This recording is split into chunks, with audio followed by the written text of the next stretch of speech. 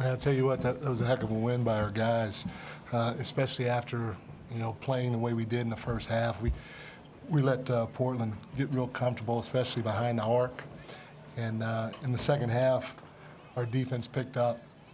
Our guys were tremendous. They followed the game plan. They got aggressive defensively, and it showed in the points that Portland scored and their field goal percentage. But we got great contributions from everybody. I mean, I can go down the line.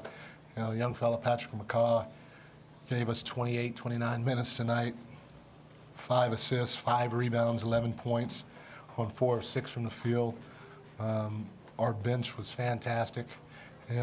Obviously Andre and JaVale, they really stick out, but even Ian, Ian had the big and one late in the game, and David, those guys were key for us down the stretch. But at the end of the day, we feel like we can score enough points.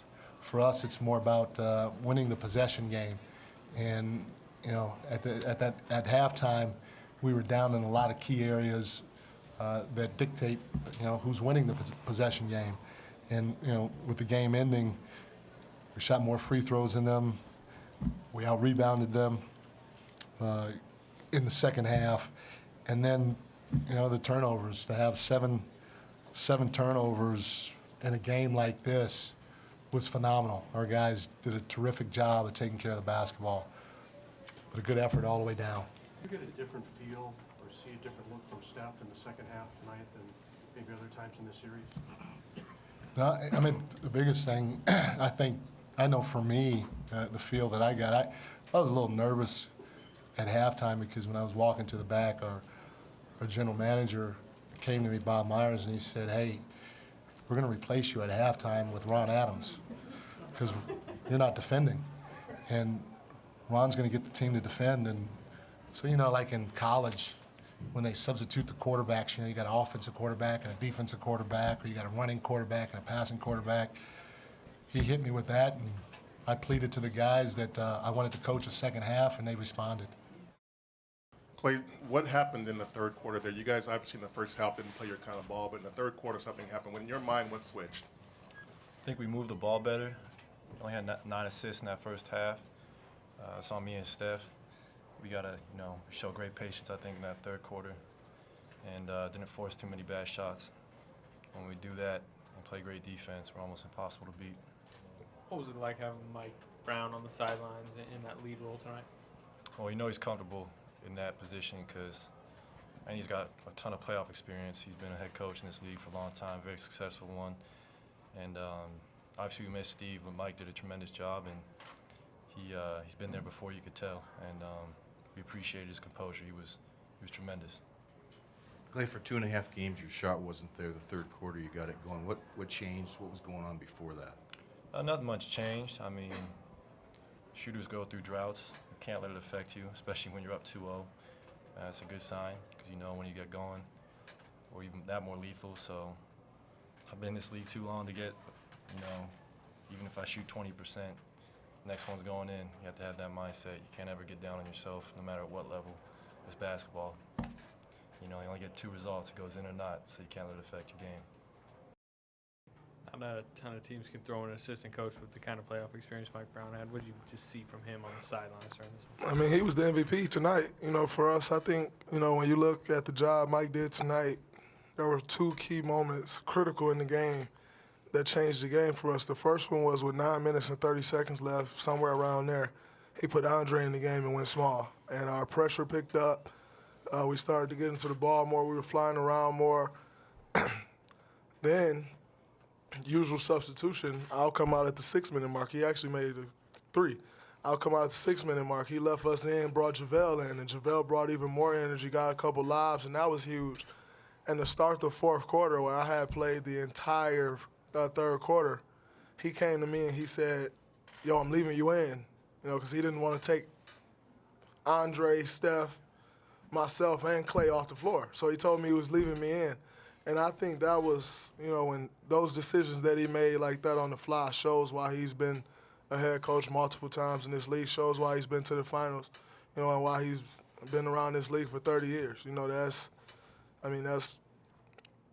He was thrown into the fire. he didn't find out he was coaching until today. And to make decisions like that in a hostile environment, about to lose game 3, and to do that, that was pretty big time of him. So that was huge. Draymond, last year at the overtime win here, seemed like you were extra emotional. Tonight, it seemed like maybe you were extra emotional. Is there something about this team that brings out like an extra level, extra gear of emotion? And they got great players. Anytime you're playing against great players, it brings out that emotion. This crowd, booing me while I'm walking off the floor in the first quarter kind of sparks you, to want to shut them up after all the extra stuff they were doing. So that kind of helps you and, get you going as well. So, it's a mixture of all of that. But like I said, when you're playing against two great players like Damian and CJ, that always bring that extra emotion and things out of you. Not that it's anything new from Steph, but that dagger 3 in the final minute off the dribble, how difficult is that to defend? What kind of weapon is that for him? Me or Andre? You, I guess. You guys are both defenders. It's tough, everything you're taught about basketball is to get back on defense and protect the paint. And even you got guys waiting on him at the three-point line, and then he pull up 4 or 5 steps outside the three-point line. It's pretty impossible to guard, but then you start running out there at him, and, he get in the paint and finish. So, you're kind of at his mercy when he's coming down like that, and it's, that's why that shot has become a common thing over the last few years, because he can make it with consistency. As soon as guys start to run out there at him, he's going by him and getting to the rim and creating for other guys. It's definitely a huge weapon for us, and he does it at key times for sure. Andre, can you talk about like Patrick McCaw and how this rookie second-round pick just seems to look very comfortable even in high-pressure moments? Well, I think we've gotten to know Patrick really well. We know what he's capable of doing. But we've also seen why he kind of hid and dropped so late. So, we're just trying to get him to really assert himself no matter what it is out there on the court. No matter if he's rebounding, making plays, shooting open shots. So, we've seen it for a very long time. I think in training camp, Steve saw his potential. So, really happy for him. I think he's in a perfect situation being with our team and learning how to play basketball the right way. And, he's going to be in the league for a very long time. Steph, you had not shot particularly well for about 2.5 games. Did something click in particular the second half tonight, and especially in the fourth quarter? I couldn't hear what you said. I said you hadn't shot the ball especially well for the first 2 games and then the first half again tonight. Did something click in the second half for you tonight, and especially in the fourth quarter? No, I just stay aggressive, stay confident. Obviously, you always take shots that you think you can make in the flow of the game and kind of live with the results and not get discouraged if you miss. My teammates have a lot of confidence in me to make plays, and even down the stretch in the fourth quarter, or the second half, and especially in the fourth quarter, a lot of voices in my ear just telling me to keep shooting and keep being aggressive. And basketball players, we all know, can't get too low, can't get too high, and that's kind of my philosophy. You guys were facing some difficult circumstances there with a chunk of the rotation missing. The coach was out. You're on the road. You're down big at halftime. Was there any part of you that kind of said to yourself that you need to assert yourself, that this is your moment to step up? Yes, but you got to do it in the right way. You got to do it in the scheme of how we're going to be successful as a team. So it's not necessarily hero ball. It's being aggressive in those spots that you have. You might need to force the issue. That might not mean taking a shot. It could be trying to get your feet in the paint to be able to make a play, defensively trying to assert yourself. Whatever the game kind of calls for, being ready for those moments. And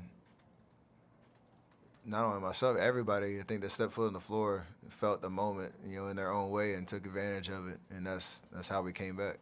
It looked like you walked off with the game ball. Where's that now? Where did that end up, and where will it finally go? I gave it to Bob Myers to give to Coach Kerr.